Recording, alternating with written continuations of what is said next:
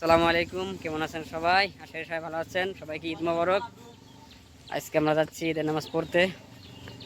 পাশে থাকেন, আপনারা দেখতে পাবেন। আর আমার সঙ্গে আছে শাহানুর।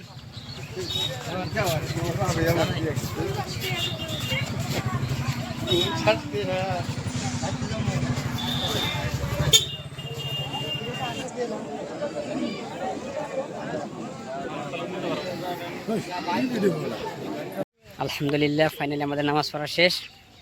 এবার আমরা বাড়ি যাচ্ছি, কারণ বাড়িতে আমাদের কুরবানি আছে। কুরবানি গরুকে কুরবানি দিতে হবে। আপনারা পাশে থাকেন, দেখতে পাবেন। বড়ি আছে গো একদম। হামেদ, এটা খাসি দিবে।